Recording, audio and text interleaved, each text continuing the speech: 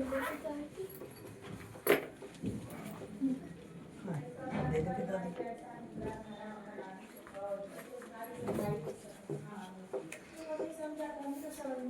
है जी। मैं क्यों आपको एक एक विषय आपको सिखाते। गेहूं का दाना जब बोते हैं ना, गेहूं का दाना जब खेत में बोया जाता है तो एक दाना बोया जाता है जी, है ना। लेकिन जब बड़ा हो जाता है तो काफी सारे दाने हो जाते हैं, ठीक है ना। तो हमें वचन सीखते ध्यान रखना है, आपके अंदर जो वचन बोया जा रहा है ना, वो सिर्फ आपके लिए नहीं है, वो आने वाली आपकी पीढ़ी के लिए। वो कितने दाने उसमें से निकलेंगे। अगर गलत वचन बो दिया तो पीढ़ी बर्बाद हो जाएगी, आने वाला वंश क्या हो जाएगा, होगा नहीं होगा। अगर गलत उपदेश है ना आपके अंदर बो दिया, आपका शादी हुआ, शादी के बाद बच्चे हुए, वही किधर जाएगा, सीधा बच्चों में, उनके अंदर जाएगा। तो आगे चल के क्या होगा, पीढ़ी पूरा पीढ़ी खराब हो जाएगा, चलेगा प्रभु में। सही उपदेश ना मिलने की वजह से क्या होगा, हैं? मान लीजिए कोई कलीसिया में लड़का लड़की का शादी होगी, उपदेश सही नहीं है, अब उनका बच्चे हुए, तो कौन सा उपदेश जा रहा है, जो माँ बाप के अंदर गया। फिर उनके बच्चे हुए, कौन सा उपदेश, थोड़ा ध्यान से समझना। हम अपने तक ही सीमित रहते हैं, अपने तक ही सीमित रहते हैं। फिर उनके बच्चे किस में जाएंगे, उसी में चलेंगे, पीढ़ी खराब हो जाएगा। तो एक दाना आपके अंदर बोया जाता है, एक दाना आपके अंदर बोया जाता है, ठीक है ना। फिर आगे चल के आपका परिवार बढ़ता है, परिवार बढ़ता है ना। परिवार बढ़ेगा तो अगर सही बीज नहीं गया, मूसा की माँ जब मिस्र से उसको नील नदी में डाल दिया, फिर उनकी बेटी ने उठा लिया, है ना। तो मूसा को कैसे पता, मूसा के लिए लिखा हुआ है विश्वास में, विश्वास के कारण क्या हो गया, उसने फिरौन की बेटी का पुत्र कहलाने से इनकार किया। तो उसके अंदर विश्वास कैसे आ गया, वो तो गोदी का है, गोदी की अवस्था से फिरौन की बेटी ने पाला है राजमहल के अंदर, है ना। और राजमहल में क्या है, पाप है उधर। तो मूसा के अंदर विश्वास कैसे आ गया, क्योंकि फिरौन की बेटी ने दूध पिलाने के लिए जो रखी थी वो मूसा की माँ थी। तो दूध कितना दिन पीता बच्चा, 1-2 साल नहीं, पुराने समय में 3-3 साल तक बच्चे दूध पीते थे, 4-4, 5-5 साल तक बच्चे दूध पीते थे, है ना। अभी तो पाउडर चलता है ज्यादातर, है ना। तो 4-4, 5-5 साल तक बच्चे पीते। तो हम विश्वास कर सकते हैं क्या कि मूसा की माँ जब उसको दूध पिलाती थी तो क्या कहती होगी कि बेटा ये जो हम यहाँ पर रह रहे हैं दास की अवस्था में, गुलामी की अवस्था में, एक दिन परमेश्वर हमें यहाँ से छुड़ाएगा, हम यहाँ पर परदेसी हैं। ये बात उसका कान में डाल डाल के 4-5 साल की उम्र के अंदर मूसा के अंदर वो विश्वास आ गया जो आखिरी तक नहीं गया। तो विश्वास का बीज किसने डाला, मूसा की माँ ने डाला, नहीं तो मूसा तो गया था, फिरौन का ही हो गया था वो तो। इसलिए फिरौन के बाद राजगद्दी पर बैठने वाला कौन था, मूसा था। लेकिन उसने क्या किया, इनकार कर दिया। क्यों, क्योंकि उसके अंदर वो विश्वास आ गया। तो विश्वास का बीज बोया तभी ना आ गया, अपने आप कैसे विश्वास आ गया। तो उसका कान में बोलती होगी हम यहाँ पर परदेसी, एक दिन हमारा परमेश्वर यहाँ से हमें निकालेगा, है ना। तो इसलिए आपके अंदर जो बीज बोया जाता है, आपके अंदर जो वचन बोया जाता है, वो सिर्फ आप तक ही नहीं, आपके आने वाले पीढ़ी दर पीढ़ी चलेगा ना। तो गलत बीज बोने की वजह से देख लो क्या हाल हो रहा है। गलत बीज बोने की वजह से क्या हालत हो रहा है चारों तरफ, देख रहे हैं ना। ये कारण क्या है, वो बीज क्या नहीं किया, सही ना बोने के कारण ईसाई एक धर्म बन के बैठ गया, ईसाई एक धर्म बन के बैठे। अब त्योहार मना रहे हैं और लोगों को परवाह भी नहीं है अपने प्राण की चिंता की, उनको प्राण की चिंता भी नहीं है, और ठीक है हम तो ठीक है चल रहे हैं, उनको चिंता भी नहीं है, वो खुश है उसमें खुश है वो, ठीक है ना। मैं 2-3 दिन पहले बता रहा था, जब यीशु को क्रूस पे चढ़ाने का समय आया तो महायाजक ने बोला कि पर्व के दिन एक आदमी को छोड़ने की आज्ञा है, तो मैं डाकू को, बरअब्बा को छोड़ दूं या तुम्हारे लिए यीशु को छोड़ दूं? तो पब्लिक ने किसकी डिमांड करी? डाकू की डिमांड करी। हमें क्या नहीं चाहिए? यीशु नहीं चाहिए, तो डाकू को छोड़ दो।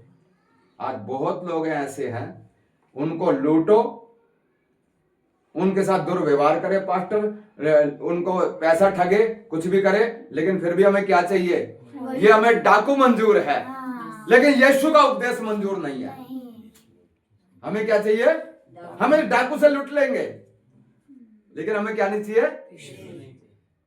यीशु का उपदेश नहीं चाहिए। तो पीढ़ी दर पीढ़ी क्या होता जाएगा? खराब होता चला जाएगा, ठीक है ना। तो आज का हमारा विषय है, ठीक है ना, इसलिए आपको समझ में नहीं आए, एक बार पूछिए, 10 बार पूछिए, कोई दिक्कत नहीं। विश्वासी परिवार और उसके बच्चे, है ना, और इधर अविश्वासी परिवार और उसके बच्चे, कैसे हम इसमें चलते हैं? निकालिए, उत्पत्ति की पुस्तक निकालिए, कैसे बढ़ता है हमारा परिवार। हम तो खुद विश्वास में आ जाते हैं, फिर लापरवाह होकर के बैठ जाते हैं, है ना। जो करेगा परमेश्वर करेगा। उत्पत्ति 2:18 पढ़िए। उत्पत्ति 2:18। फिर यहोवा परमेश्वर ने कहा, आदम का अकेला रहना अच्छा नहीं, मैं उसके लिए एक ऐसा सहायक बनाऊंगा जो उससे मेल खाए। हाँ, आइए हम प्रार्थना करें। स्वर्गीय परमेश्वर पिता, हम धन्यवाद करते हैं आपके स्वर्गीय वाणी के लिए, पवित्र वचन के लिए। अपने वचन को अपना आत्मा के द्वारा खोलकर हम सब में बांटे प्रभु जी। सुनने वाले पे अनुग्रह हो, वचन को चुराने वाला शक्ति, अंधकार का कोई भी शक्ति ऑनलाइन ऑफलाइन कार्य करता है, यीशु के नाम से बांध के उसको बाहर कर देते हैं पिता। तेरे हाथों में सौंपते हैं, तेरे लहू में ढापते हैं एक को। प्रार्थना प्रभु यीशु मसीह के नाम से, आमीन। हाँ, दोबारा पढ़िए। फिर यहोवा परमेश्वर ने कहा, आदम का अकेला रहना अच्छा नहीं, हाँ, मैं उसके लिए एक ऐसा सहायक बनाऊंगा जो उससे मेल खाए। हाँ, खुद परमेश्वर ने कहा आदम का अकेला रहना अच्छा नहीं, मैं एक सहायक बनाऊंगा जो उससे क्या खाए? मेल खाए। अब इसका 21 से 24 तक भी पढ़ लीजिए। तब यहोवा परमेश्वर ने आदम को भारी नींद में डाल दिया, और जब वह सो गया तब उसने उसकी एक पसली निकालकर उसकी जगह मांस भर दिया, और यहोवा परमेश्वर ने उस पसली को जो उसने आदम में से निकाली थी स्त्री बना दिया, और उसको आदम के पास ले आया। तब आदम ने कहा, अब यह मेरी हड्डियों में की हड्डी और मेरे मांस में का मांस है, इसलिए इसका नाम नारी होगा, क्योंकि यह नर में से निकाली गई है। इस कारण पुरुष अपने माता पिता को छोड़कर अपनी पत्नी से मिला रहेगा, और वे एक ही तन बने रहेंगे। हाँ, पहला परिवार, पहली शादी खुद परमेश्वर ने किया उनका। पहली शादी परमेश्वर ने परिवार बसाया, है ना। आदम को बना के क्या कहते हैं? ये अकेला अच्छा नहीं लगता, इसके लिए मैं एक सहायक बनाऊं जो इससे क्या खाए? मेल खाए, है ना। तो उसकी पसली निकालकर स्त्री बनाया, है ना। और फिर क्या कहा है? कहता है, और आदम ने कहा, अब ये मेरी हड्डी में की हड्डी और मेरे मांस में का मांस है, सो इसका नाम नारी होगा, क्योंकि यह नर में से, हाँ, नारी क्यों बोलते हैं? क्योंकि वो नर में से निकाली गई है ना। इस कारण पुरुष अपने माता पिता को छोड़कर अपनी पत्नी से मिला रहेगा, और वे एक ही तन बने रहेंगे, है ना। पुरुष अपने माता पिता को छोड़कर अपनी पत्नी से मिला रहेगा। इसका मतलब शादी के बाद माँ बाप को क्या करो? घर से बाहर निकाल दो, क्योंकि लिखा है ना, माँ बाप की नहीं पूछना। इसका मतलब ये है कि जब शादी हो जाती है दोनों बच्चों की, है, तो माता पिता ज्यादा उसमें दखल अंदाजी ना करें, वो अलग हो चुका है एक तरीके से, उसका एक घर बस गया है, उसका एक परिवार हो गया है। अच्छे बुरे की उनको समझ है, बोलने वाली बातें बोले, ना बोलने वाली ना बोले, ऐसे परिवार चलता है। माता पिता को छोड़ने के लिए अलग रहने का मतलब, जब तक बच्चा का शादी नहीं होती है तब तक वो किसके साथ होता है? माँ के साथ होता है, पिता के साथ होता है। अब उसका एक घर बस गया है, अब उसका एक घर बस गया है। बहुत जगह क्या होता है, बेटा क्या करता है, शादी के बाद भी कौन रास्ता दिखा रहा है उसको? माँ ही रास्ता दिखा रही है, पत्नी की परवाही नहीं है। फिर घर में बर्तन बजते हैं, घर में लड़ाई झगड़े होते हैं, है ना, क्योंकि पत्नी की तो परवाह है नहीं। इसलिए बोला परिवार में रहना है, माता पिता का आदर करना है, सम्मान करना है, बुजुर्ग अवस्था में उनका ध्यान रखना है, लेकिन एक वो अलग, उसका एक परिवार बस गया है, उसका एक परिवार, इसलिए लिखा। और इस कारण पुरुष अपने माता पिता को छोड़ अपनी पत्नी से मिला रहेगा और वे एक तन बने रहेंगे। एक तन बने रहने का मतलब, पति पत्नी जब शादी हो जाती है वो दो नहीं है, एक ही गिनता है परमेश्वर का वचन, वो दो नहीं है, पति पत्नी एक ही है। ठीक है जी। अब इसका आगे पढ़िए।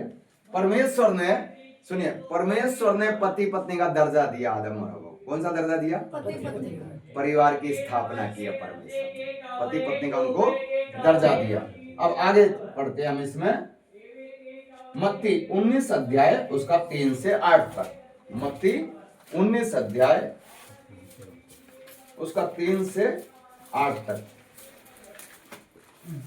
तब फरीसी उसकी परीक्षा करने के लिए पास आकर कहने लगे, क्या हर एक कारण से अपनी पत्नी को त्यागना उचित है? उसने उत्तर दिया, क्या तुमने नहीं पढ़ा कि जिसने उन्हें बनाया उसने आरंभ से नर और नारी बनाकर कहा, इस कारण मनुष्य अपने माता पिता से अलग होकर अपनी पत्नी के साथ रहेगा और वे दोनों एक तन होंगे। अतः वे अब दो नहीं परंतु एक तन है। इसलिए जिसे परमेश्वर ने जोड़ा है उसे मनुष्य अलग न करे। उन्होंने उससे कहा, फिर मूसा ने यह क्यों ठहराया कि त्याग पत्र देकर उसे छोड़ दे? उसने उनसे कहा, मूसा ने तुम्हारे मन की कठोरता के कारण तुम्हें अपनी अपनी पत्नी को छोड़ देने की आज्ञा दी, परंतु आरंभ से ऐसा नहीं था। हाँ, यहाँ पर तब फरीसी ने उसकी परीक्षा करने के लिए पास आकर कहने लगे, क्या हर एक कारण से अपनी पत्नी को त्यागना उचित है?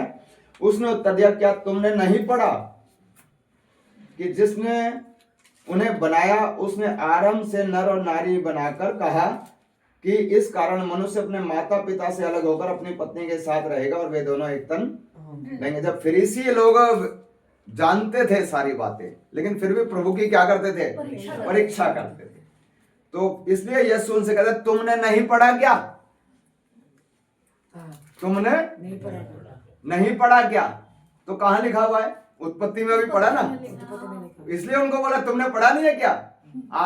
परमेश्वर ने नर और नारी करके मनुष्यों की इनकी सृष्टि की और उनको एक कहा, दो नहीं कहा, ऐसे लिखा था ना वहां। तो कहता तुमने पढ़ा नहीं है क्या? ऐसे करके क्या करते थे? प्रभु की परीक्षा। फिर कहता मूसा ने त्यागने की आज्ञा दिया, त्याग पत्र। कहता तुम्हारे मन की कठोरता के कारण व्यवस्था में ही आ गया, लेकिन आरंभ से शुरू से ऐसा नहीं है। इसलिए परमेश्वर स्त्री त्याग से क्या करता है? घृणा करता है, क्योंकि वो दो नहीं एक है। ठीक है जी। अब इसके आगे आ जाते हैं हम, पहले वचन पढ़ लेते हैं फिर इसमें से लेंगे।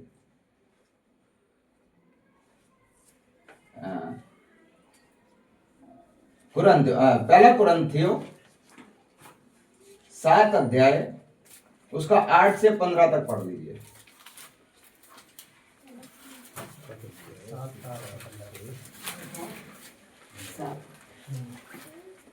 परंतु मैं अविवाहितों और विधवाओं के विषय में कहता हूँ कि उनके लिए ऐसा ही रहना अच्छा है जैसा मैं हूँ। परंतु यदि वे संयम न कर सके तो विवाह करें, क्योंकि विवाह करना कामातुर रहने से भला है। जिनका विवाह हो गया है उनको मैं नहीं, वरन प्रभु आज्ञा देता है कि पत्नी अपने पति से अलग ना हो, और यदि अलग भी हो जाए तो बिन दूसरा विवाह किए रहे, या अपने पति से फिर मिल कर ले, और न पति अपनी पत्नी को छोड़े। दूसरों से प्रभु नहीं, परंतु मैं ही कहता हूँ, यदि किसी भाई की पत्नी विश्वास न रखती हो और उसके साथ रहने से प्रसन्न हो, तो वह उसे न छोड़े। जिस स्त्री का पति विश्वास न रखता हो और उसके साथ रहने से प्रसन्न हो, वह पति को न छोड़े, क्योंकि ऐसा पति जो विश्वास न रखता हो वह पत्नी के कारण पवित्र ठहरता है, और ऐसी पत्नी जो विश्वास नहीं रखती है परंतु पति के कारण पवित्र ठहरती है। नहीं तो तुम्हारे बाल बच्चे अशुद्ध होते हैं, परंतु अब तो पवित्र हैं। परंतु जो पुरुष विश्वास नहीं रखता, यदि वह अलग हो तो अलग होने दो। ऐसी दशा में कोई भाई या बहन बंधन में नहीं, परमेश्वर ने हमें मेल मिलाप के लिए बुलाया है, क्योंकि बस। हाँ, अब सुनिए, परमेश्वर का वचन साफ साफ यहाँ पर कहता है, क्या नहीं कर सकते?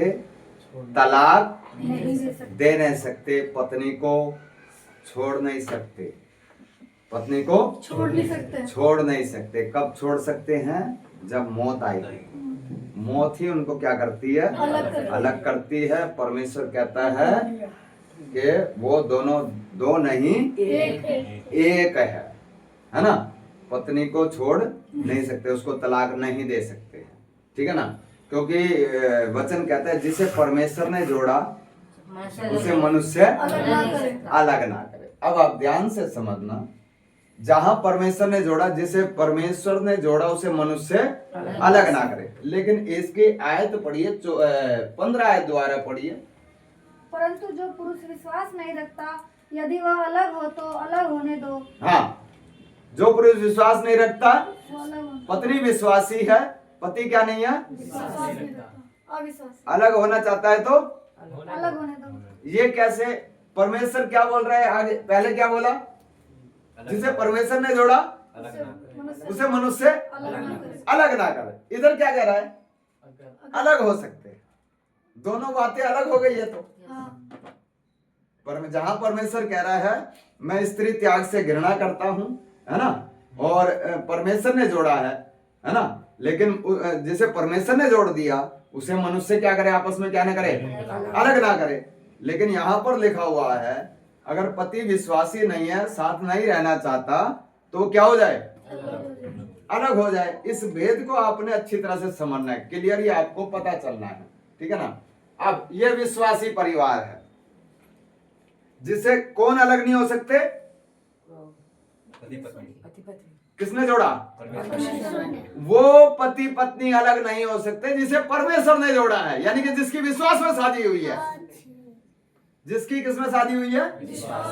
दोनों को वचन का पता है, दोनों उद्धार पाए हैं, प्रार्थना के द्वारा उनकी शादी, इस पवित्र शास्त्र के वचन के अनुसार उसकी शादी हुई है। उसे बोलते हैं परमेश्वर ने जोड़ा इनको। मैं और मेरा पत्नी का शादी कैसे हुआ? अविश्वास में हुआ। आपका शादी अविश्वास में, उसके बाद हम विश्वास में आए, है ना। तो जिसे आदम और हवा को परमेश्वर ने बनाया, तो परमेश्वर ने उनको जोड़ा या अपने आप ढूंढ के लाया आदम? नहीं ना। तो जिसे परमेश्वर ने जोड़ा, यानी कि जिसकी शादी प्रार्थना के द्वारा वचन के अनुसार हुई है, कलीसिया के अंदर, ठीक है ना, फिर वो ना तो पत्नी छोड़ सकती है पति को मरते दम तक, ना पति छोड़ सकता है उसको, चाहे कितना भी कलेश हो, झगड़ा हो, कुछ भी हो, उसको क्या नहीं कर सकते? छोड़ नहीं सकते। उनके विषय में कहा है जिसे परमेश्वर ने जोड़ा उसे मनुष्य यानी कि तलाक ना दे, उसको छोड़ देता, क्योंकि इन दोनों को किसने जोड़ा? क्योंकि प्रभु के दास लोगों ने उन दोनों बच्चों के सर पे हाथ रख के उनको प्रार्थना किया, पत्नी करके नियुक्त किया वचन के अनुसार। अब परमेश्वर ने जोड़ दिया, प्रार्थना किया ना। अभी आजकल एक दौड़ चल रहा है। क्या दौड़ चल रहा है? विश्वास में तो चलते हैं बहुत अच्छी तरह से, उद्धार भी पाएंगे, पता नहीं कौन सा उद्धार पा लेते हैं, खूब अच्छी तरह से चलेंगे। लेकिन जब बच्चों की शादी का टाइम आता है, पता है क्या बोलते हैं? कहते हैं लड़की विश्वासी है तो लड़का अविश्वासी ले आते हैं, शादी में आने के बाद लड़का विश्वास में आ जाएगा। ये बहुत चल रहा है आजकल। अपनी मन मर्जी पूरी कर ले, फिर लड़का क्या आ जाएगा? विश्वास में आ जाएगा। लड़का बड़ा हो गया, लड़के की शादी का टाइम आ गया, तो लड़की अविश्वासी ले आओ, क्योंकि प्रार्थना में आ जाएगी तो वो भी क्या हो जाएगी? विश्वास में आ जाएगी। वो पूरा का पूरा वचन का खिलाफ है, अपना मन मर्जी है, अपना परमेश्वर ने इस्राएलियों को बोला था तू अन्य जाति से समधियाना नहीं बांधना। आप एक, अभी गीत गाया था ना, एक कुनबा हो, आप एक परिवार हो। कलीसिया एक परिवार है। मैं सिर्फ ये कलीसिया नहीं कह रहा, कलीसिया एक परिवार है। तो किधर होगी शादी? हाँ जी, परिवार में होगी, उधर ही ना होगी। हम किसी को भी हम ले आएंगे, अपना फिर जात पात देखते हैं, बिरादरी देखते हैं, फिर कहते हैं ये भी प्रार्थना में आ जाएगी, ये भी पता चला उसकी भी छूट गई। क्योंकि करना अपनी मन, समाज को दिखाना है, समाज को दिखाना है। अभी मैंने सुना पिछले दिनों में एक पार्टनर हल्दी पे गया है, किसी की हल्दी चल रही थी, विश्वासी की हल्दी पे गया है, क्योंकि खुल के वचन बताते नहीं है। सब चलने दो, ऐसे ही जैसे चल रहा वैसे ही चलने दो। तो लड़का विश्वासी है, लड़की विश्वासी है ना? तो क्या नहीं हो सकता फिर वो अलग। इसीलिए रिश्ता सोच समझ के करना, देखभाल करके, प्रार्थना के द्वारा, है ना? प्रभु आप मेरा बेटी के लिए लड़का देखें, है ना? हाथ पैर मारने की जरूरत नहीं, सही समय पर परमेश्वर क्या करता है? जोड़ देता है। अब जबकि विश्वासी परिवार है तो बच्चे कैसे हो गए? हाँ जी, वचन का सही बीज गया, बच्चे कैसे हुए फिर? वही बीज इनके अंदर गया तो पूरा पीढ़ी बचेगा नहीं बचेगा? है, वंश चलेगा ना आगे। तो वही बीज इन बच्चों के अंदर आएगा और इनके बच्चों के अंदर वही बीज आएगा ना। इसीलिए परमेश्वर ने बोला कि शादी कैसे होना? जिसे परमेश्वर जोड़े, जिसे परमेश्वर जोड़े। मनमानी पूरी करने के लिए बहुत परिवार अपना मनमानी करते हैं। पास्टर कुछ बोलता नहीं है, क्यों? क्योंकि कुछ बोला तो चले जाएंगे। आजमगढ़ में मैं ऐसे उपदेश देते समय एक विषय पे बीच में ही एक बहन बोल पड़ी, भैया ऐसे तो कोई भी नहीं आएगा। तो मैंने कहा ना आइए, बिल्कुल ना आइए। अगर आपको वचन नहीं चाहिए तो मत आना, इसमें क्या है? आप चले जाएंगे, इस डर से मैं आपको वचन बताना बंद कर दूं? फिर मैं आजमगढ़ में क्या कर रहा हूं? ये लोगों को खुश करने के लिए थोड़ी ना बैठे हैं। आपको सही बीज, सही वचन अंदर जाना है, क्योंकि जिस दिन आप न्याय सिंहासन के सामने खड़े हो गए ना, फिर जवाब देना पड़ेगा। आपको क्या करना पड़ेगा? जवाब देना पड़ेगा। अब आगे चल के विश्वासी, ठीक है ना, विश्वासी परिवार चल रहा है, चाहे बेटे की शादी हुई है चाहे बेटी की शादी हुई, विश्वासी परिवार चल रहा है, वंश चल रहा है। आगे चल के कोई बच्चा अपनी मनमानी करता तो करे, फिर भाई जा तू फिर जो करना है कर। समझ में आया भी आपको? तो परमेश्वर ने जोड़ा। मेरे को, मेरी पत्नी को किसने नहीं जोड़ा? परमेश्वर ने नहीं जोड़ा, ठीक है ना। अब बहन, कई परिवार ऐसे बैठे हैं ना, विश्वास में आने से पहले शादी होगी, तो परमेश्वर ने नहीं जोड़ा। हमारे माता पिता ने, या अरेंज मैरिज होता है या लव मैरिज होता है तो अपने आप ढूंढ लेते हैं, है ना। अरेंज मैरिज होता है तो माता पिता रिश्तेदारी में, अपनी बिरादरी में ढूंढते हैं। तो फिर परमेश्वर ने कैसे जोड़ दिया? विश्वास में शादी हुआ है तो किसने जोड़ा?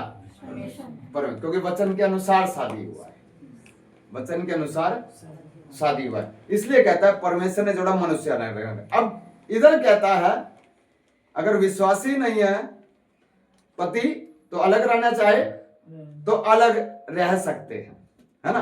अब इधर समझना, ये अविश्वासी परिवार है एक, ठीक है जी। अब इसमें से पत्नी विश्वास में आ गई, कौन आ गया? पति नहीं आया। अब इनके बच्चे भी हैं, 2 3 4 जो भी है, बच्चे भी हैं इनके। अब करें क्या? पति विश्वासी नहीं, पत्नी क्या है? उद्धार पा गई। अब क्या करें? ऐसी अवस्था में प्रभु का वचन कहता है, ये पुस्तक में से, जिस पुस्तक में से आप वचन पढ़ रहे हैं, कौन सी है ये किताब? का नाम क्या है भाई? पवित्र बाइबल। अरे वचन है, हाँ।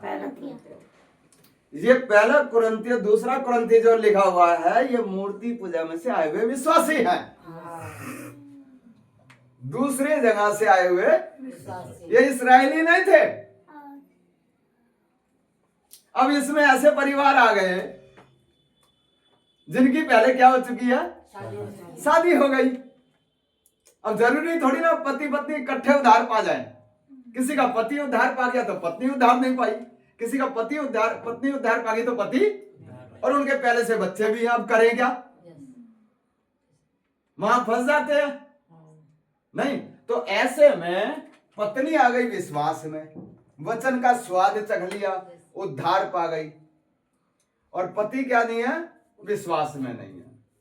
अगर साथ रहना चाहता है तो बहुत अच्छी बात है, विश्वास करे चाहे ना करे, साथ रहता है तो बहुत अच्छी बात है। लेकिन अलग रहना चाहता है तो लिखा है अलग हो सकता है। उसी प्रकार पति विश्वास में है, पत्नी क्या नहीं है? विश्वास में नहीं है। तो साथ रहती है तो अच्छी बात है, साथ ही रहना है। लेकिन नहीं रहना चाहती तो अलग हो सकती है। फिर से दोहरा रहा हूं, पति अलग हो सकता है, और अलग होना चाहिए, लेकिन विश्वासी पत्नी पति को नहीं छोड़ सकती। विश्वासी कभी भी नहीं छोड़ सकता। पत्नी कलेश करती है, घर का कोई काम नहीं करती, शॉपिंग करने घूमती है, संसार में जीवन बिताती है, पिक्चर देखने, कुछ भी कर रही है, लेकिन पति विश्वासी पत्नी को क्या नहीं कर सकता? उसको वो सहना ही पड़ेगा। क्यों? क्योंकि जितना वो सताएगी उतना वो बनेगा। इसलिए विश्वासी पति पत्नी को छोड़ नहीं सकता। उसी प्रकार पत्नी अगर विश्वासी है तो पति को मरते दम तक क्या नहीं कर सकती? छोड़ नहीं सकती। पति कितना भी कलेश करे, दारू पी के कितना भी झगड़ा करे, लेकिन वो अलग रहना चाहते हैं तो हो सकते हैं। नहीं तो कोई भी आएगा कहेगा जी मैं आपको साथ नहीं रहना, मेरा पति विश्वासी नहीं है। तो विश्वासी कभी भी क्या नहीं कर सकता? छोड़ नहीं सकता। इसलिए हमने वाइफ को क्या बोला? मैं आपको छोड़ नहीं रहा। आप, क्योंकि फिर जब वो अलग रहना, अगर पत्नी अलग रहना चाहती है ना, विश्वास में आई, फिर उसके बाद अपना संसार में जीवन बिताया, अब उसको नहीं चलना प्रार्थना में, नहीं बैठना 1-2 घंटा प्रार्थना में, मैं तो नहीं रहना जी, साथ में ही नहीं रहना मैंने तो जब आपको साथ में नहीं रहना तो उसका एक प्रोसीजर है, उसका एक तरीका है। क्या तरीका है वो? आप लिख के दीजिए फिर कि मैं अपनी मर्जी से, बिना दबाव के, बिना झगड़े के अपने पति से अलग हो रही हूं। इसका मतलब कौन छोड़ रहा है? वो छोड़ रहा है। हम थोड़ी ना छोड़ रहे हैं, आप थोड़ी ना छोड़ रहे हैं, वो छोड़ रहा है। समझ में आया भी आपको? नहीं तो ऐसी दशा में वहां पर लिखा हुआ है कि कोई बंधन में नहीं है। विश्वासी, फिर से बोल रहा हूं, मैं अपनी पत्नी को क्या नहीं कर सकता? छोड़ नहीं सकता किसी भी कीमत पे, कितना भी बिगड़ जाए। लेकिन वो खुद से अलग होना चाहती है तो फिर मैं उसको जबरदस्ती बंधन में नहीं रख सकता, जबरदस्ती बंधन में नहीं रह सकता। नहीं, इसीलिए मैंने कहा आप पड़ोस में आकर के रहिए, सब कुछ आपको मिलेगा। लेकिन वो तैयार नहीं हुए, कहते नहीं मेरे को तो अलग ही है, मैं तो अलग है। तो फिर आपको एक तरीके से अलग होना है। उसका तरीका आप लिख के दीजिए फिर, ठीक है ना। तो इसलिए अभी जब अब एक जना विश्वास में आ गया है ना, अब बच्चे भी साथ में हैं, अब बच्चे जवान होते हैं, शादी का मैटर आ जाता है। अब एक जना विश्वासी है और एक जना अविश्वासी है, अब शादी कैसे करें? ये तो पति पत्नी की बात थी, अब आगे बच्चों की बात। अब बच्चे आधा किस में है? आधे पापा की तरफ, आधे मम्मी की तरफ, या आधे मम्मी की तरफ, या आधे पापा की तरफ। अब बच्चे इसमें क्या करें? ठीक है ना, बच्चे भी जवान बच्चे भी ध्यान से सुनना, ठीक है ना। कई बार क्या होता है, मैं क्या करें, मेरी मम्मी नहीं मान रही, मेरी मम्मी नहीं मान रही, फलानी जगह शादी करना है रिश्तेदार में, क्योंकि अविश्वासी है, या कभी पापा नहीं मान रहे, ऐसे ही है ना। तो बच्चों के विषय में क्या है, अच्छी तरह समझना। एक जना अविश्वासी है, एक जना अविश्वासी है ना। पहली बात, जब अगर यह इनकी अलग होने की दशा आ जाती है, पति अलग हो रहा है, पत्नी सिर्फ यीशु के कारण, कि तू प्रार्थना में जाती है, तू यीशु को मानती है, मैं तेरे को छोड़ रहा हूं। अब ये अलग हो रहे हैं मान लीजिए, लेकिन इनके बच्चे भी तो हैं, बच्चे किधर जाएंगे? बच्चे किधर जाएंगे? अब ये काम बच्चों का है देखना, मेरी मां कैसी है, मेरा पिता कैसा है। मेरी मां विश्वासी है, उसका जीवन बदल गया, वो उद्धार पा गई है, मैं तो अपना मम्मी के साथ जाना है, मैं तो अपना मम्मी के साथ जाना है। उनको मौज मस्ती करना है, संसार में जीवन बिताना है, पैसा चाहिए तो पापा के साथ ना, पापा के साथ जाओ। 15 साल के बाद बच्चे को क्या आ जाती है? समझ आ जाती है, अच्छे बुरे की, पाप की भी समझ आ जाती है।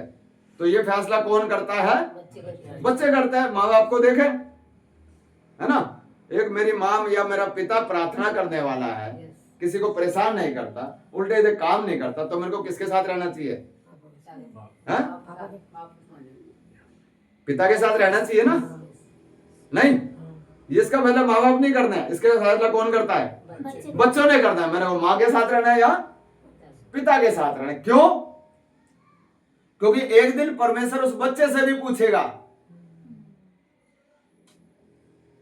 कि तूने खुद ही ना चुनाव किया, ये तूने पिता को चुन के खुद ही क्या किया? मां तेरी विश्वासी, क्या गलती देखी तूने मां में? लेकिन तुझे संसार चाहिए था, बाप के साथ हो गया, इसलिए वो उद्धार नहीं पाए, फिर गए काम से। नहीं समझे? अभी आप अच्छी तरह से समझना, ठीक है ना। नहीं समझ में आए तो दोबारा से समझना है ना। तो आजकल क्या होता है, मनमानी करने के लिए क्या करते हैं? पहले शादी कर लेते हैं, फिर किधर आ जाते हैं? विश्वास, फिर विश्वास में आ जाएंगे। ऐसा बहुत ज्यादा हो रहा है गांव में, इधर हो रहा है। शादी अपना सब कुछ किया सही तरीके से, जैसे करते हैं वैसे किया, कि भी बाद में विश्वास में आ गए। वो बिल्कुल क्या है? वचन के खिलाफ है, बिल्कुल वचन के खिलाफ है। तो अच्छी तरह से आपने समझना है, ठीक है ना। अब क्या होता है, कई बारी माता पिता विश्वास में है ही नहीं, सिर्फ बच्चा विश्वास में है, लड़का या लड़की। माता पिता ने उद्धार नहीं पाया, सिर्फ कौन विश्वास में है? अब बच्चा विश्वास में है। अब क्या करें? अगर उसकी उम्र शादी की है तो माँ बाप किधर कहेंगे शादी करने के लिए? वो तो अविश्वास में कहेंगे। बच्चा ऐसे में क्या करे? बच्चा ऐसे में निकालिए, उसके लिए वचन निकालिए।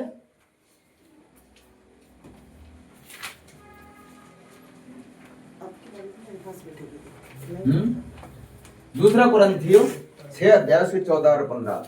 दूसरा कुरिन्थियों 6 का और 14 और 15 निकाल के रखिए, अभी पढ़ना नहीं है।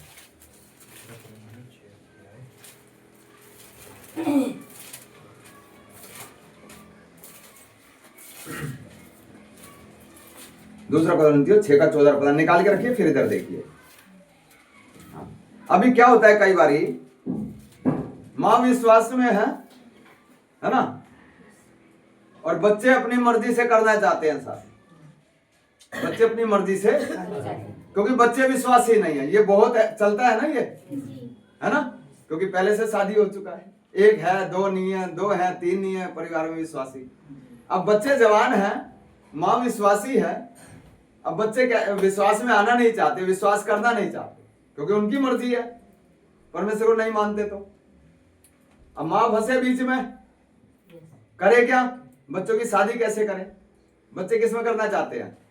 तो बच्चों की खुशी के लिए कई बार क्या करते हैं? करवाते। फिर माँ भी तो उसी में शामिल हो गए, माता पिता। तो कहिए तुम्हें ऐसे शादी करना है तो जाओ करो, ढूंढो और करो। अक्कल आएगी थोड़ी, ले जा किसी को पकड़ के, रह जाओ, चल यहां से। हम ममता ममता करके क्या करते हैं? सब कुछ कर बैठते हैं, फिर कहते हैं जैसे प्रभु का मर्जी। नाम किसको देते हैं? जैसे प्रभु का मर्जी। तूने करनी है भैया मनमानी, तू कर ले, दुनिया कर रही है, तू कौन सा अनोखा काम करेगा? है या नहीं? समझ रहे हैं? मैं इसमें शामिल नहीं आना, मैं इसमें शामिल नहीं होना। तूने करना कर ले भैया, क्योंकि तुमने माँ बाप की बात ही नहीं माननी, जिन्होंने पाल पोस के बड़ा किया, तो तुम किस काम के हो?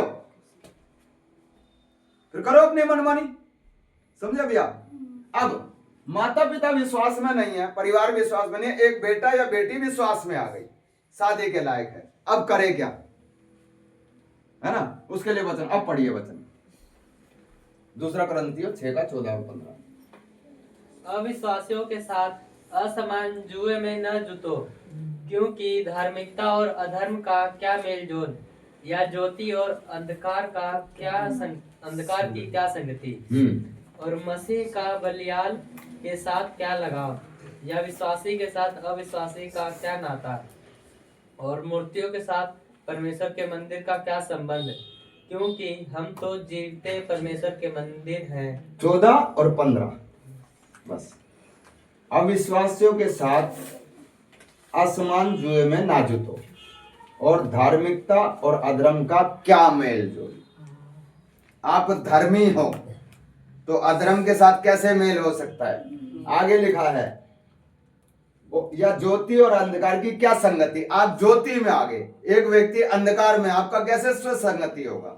आगे, और मसीह का बलियाल के साथ क्या लगाओ, या विश्वासी के साथ अविश्वासी का क्या नाता। अब एक बच्चा विश्वास में आ गया, बेटा या बेटी, माता पिता विश्वास में नहीं है। यहां पर कहता है कि विश्वासी का अविश्वासी से, जब तेरा कोई नाता नहीं है संसार के किसी व्यक्ति से, तो उससे रिश्ता कैसे जोड़ सकते हैं? ऐसा बच्चे को, क्या है नहीं, भाई क्या हो गया, कुछ दिक्कत हो रही है, फिर इधर देखिए। तो लड़की हो शादी के लायक या लड़का हो, उसको करना क्या है? वचन में खड़े होना है।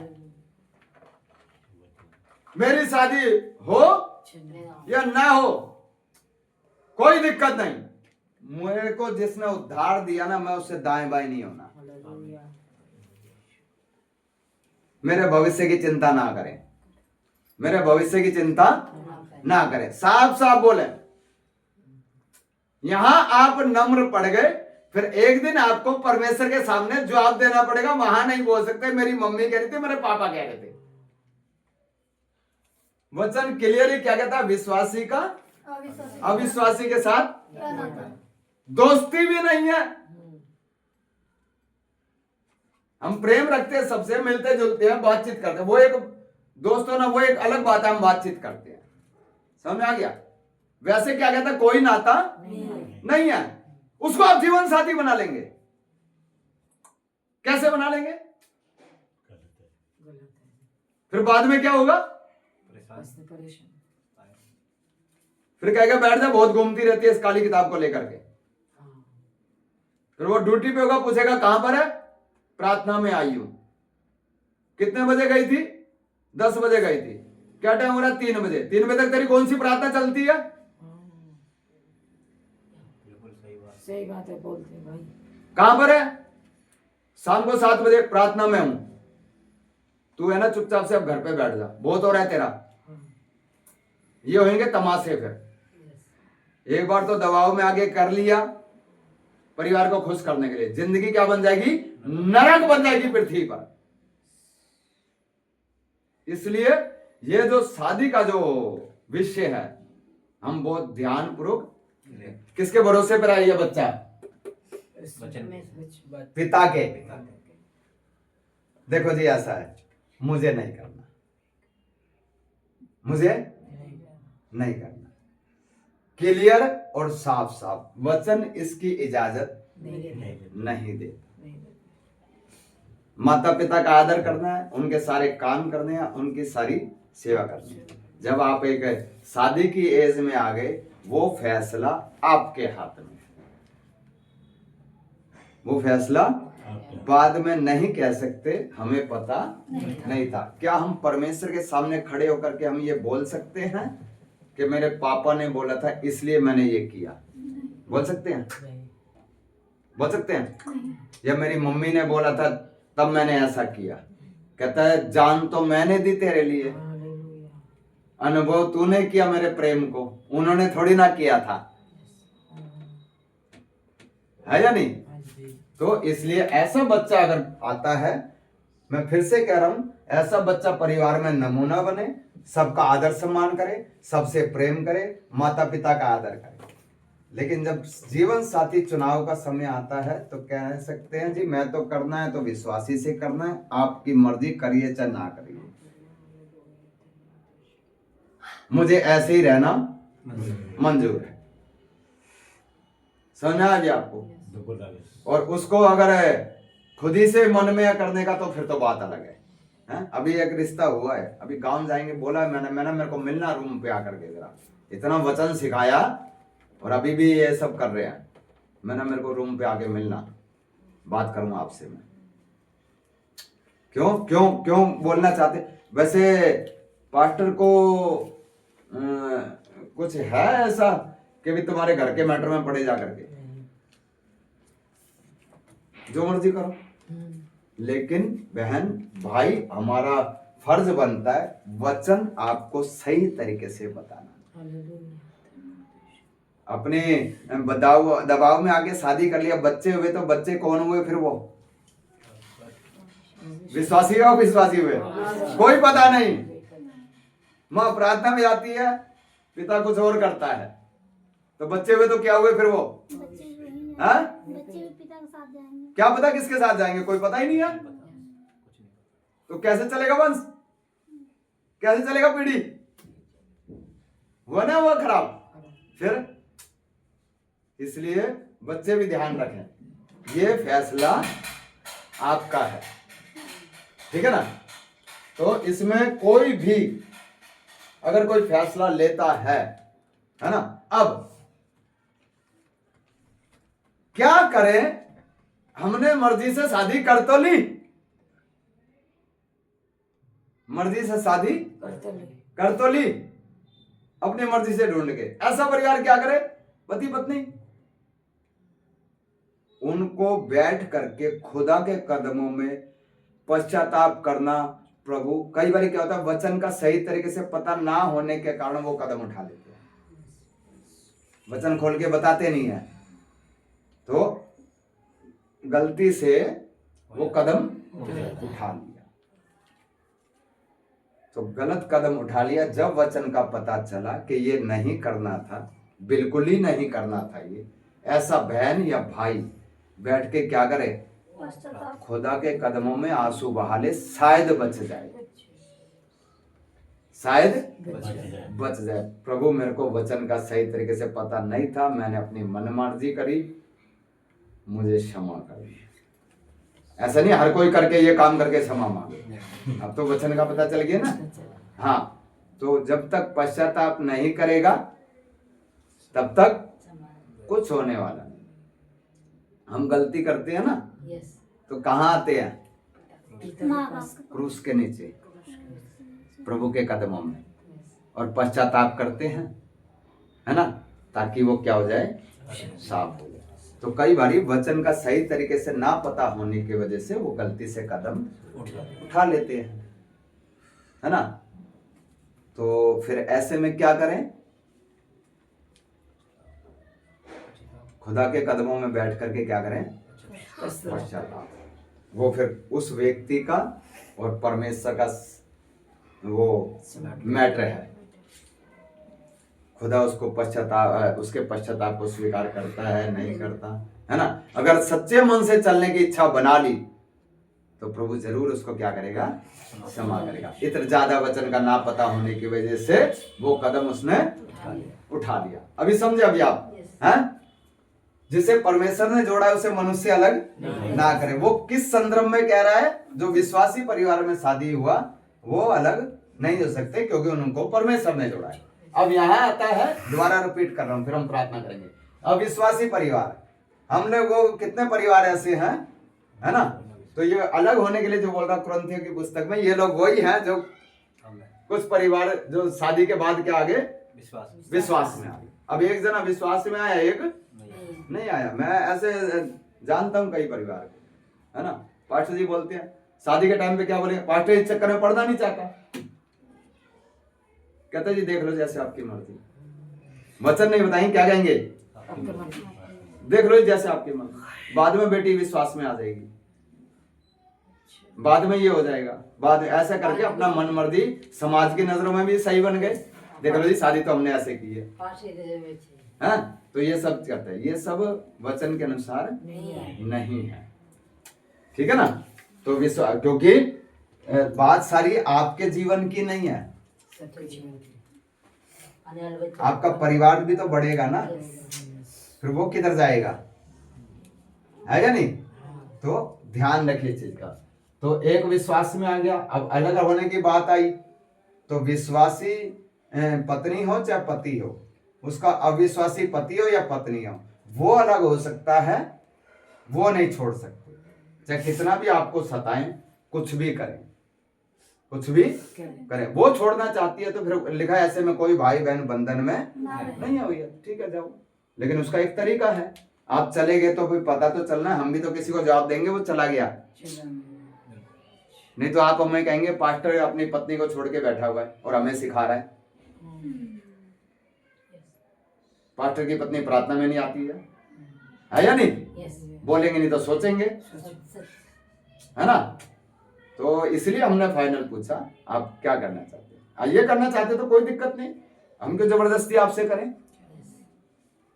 तो फिर उसका एक क्या तरीका आप लिख के दीजिए कि अब मैं अपनी मर्जी से ये कदम उठा रहे हैं, ठीक है। और तीसरा, माता पिता विश्वास में नहीं है, परिवार विश्वास में नहीं है, एक अकेली बेटी विश्वास में या बेटा विश्वास में। ऐसी स्थिति में क्या करें, शादी की एज आ जाती है तो वो परमेश्वर पर भरोसा रखे, वचन में खड़े रहे, वचन में खड़े रहे, हालात से कभी घबराए ना, मनुष्य से कभी डरे ना।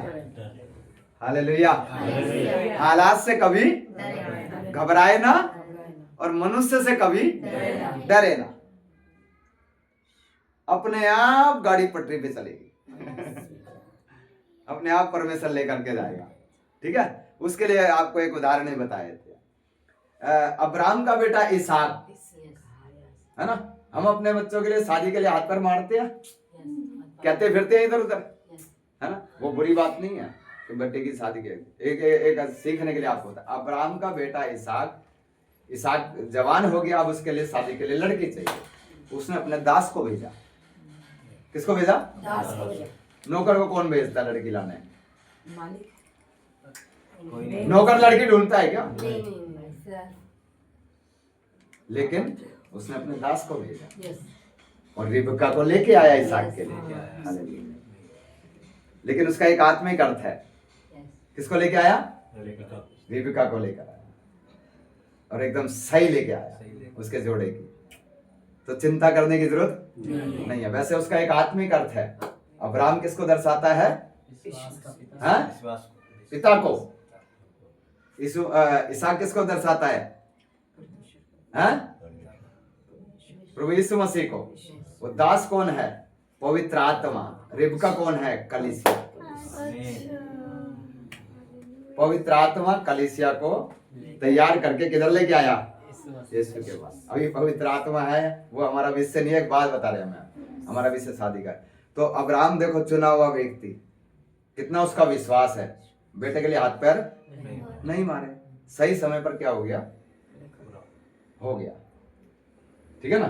तो बेटा बेटी कोई भी विश्वास में है, प्रार्थना में अपना जीवन बिताए, वचन सीखे और बढ़ते जाए। शादी का ज्यादा टेंशन लेने की जरूरत नहीं है। जोर देते उम्र निकली जाती है, कहते हैं उम्र तुम्हारी थोड़ी निकल रही है, मेरी निकल रही है, तुम्हारे तो बीत लिया है ना। जैसे था, मुझे तो मत फंसाओ, मैं तो सच्चाई जान लिया। ठीक है ना। मेरा एक बाप है, मेरा एक पिता, मुझे चिंता करने की जरूरत नहीं। क्यों? क्योंकि मैं जिसकी पसली हूं, परमेश्वर को पता है वहीं जोड़ेगा। हालेलुया। पसली अगर सही जुड़ गई तो फिर प्रभु कहता है अब इसे मनुष्य अलग नहीं करेगा। गलत पसली लाए तो घर में फिर बजाई होगी और पड़ोसी उठाएंगे मजा। ये ठीक है इनकी, है ना। एक प्रार्थना में जाता है, क्या करता है कुछ पता ही नहीं है, सारा खराब होगा, नहीं होता, नहीं होता ऐसे, जीवन खराब हो जाता। हाँ, तो इसलिए ठीक है ना, हमारा जो पसली है, ठीक है ना, विश्वास में आने के बाद, है ना, लड़का शादी के लिए तो उसकी पसली कहाँ है प्रभु को पता है।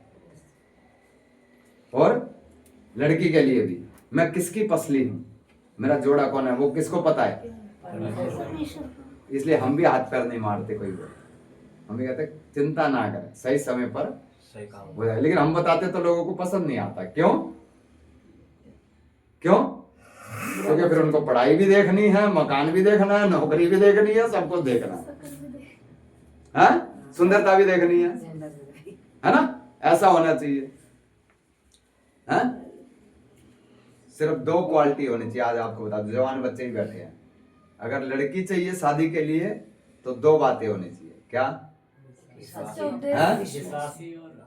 सच्चा उपदेश में जाते हैं। सिर्फ प्रभु में चलने की इच्छा, बाकी सारे काम परमेश्वर कर देंगे। बाकी सारे काम परमेश्वर करे। प्रभु में चलने की उसको क्या होनी है, ललक, वो इच्छा होनी है, संगति करने की इच्छा हो। बस सुंदर नहीं है कोई बात नहीं, चलेगा, पढ़ी हुई नहीं है चलेगा, मकान है कुछ नहीं, कुछ नहीं, ऐसे लड़का मजदूरी करता होगा, दिहाड़ी करता होगा 300 रुपए की, वो चलेगा, लेकिन उद्धार पाया हो, यीशु के पीछे चलने की इच्छा हो, बाकी सब काम हो जाएंगे।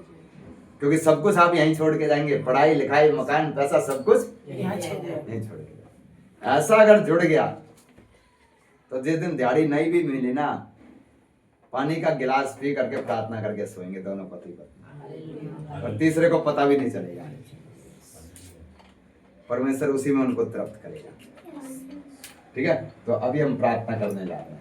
ये विषय जरूरी था, ठीक है ना, क्योंकि रात को 12 साढ़े 12 1 बजे करीब ये बताया प्रभु ने, विश्वासी, मैंने कहा प्रभु एक बात पूछा, मैंने कहा आपने कहा कि जिसे परमेश्वर ने जोड़ा उसे मनुष्य ना अलग करे, लेकिन आप फिर कह रहे हैं कि पति अलग हो सकता है।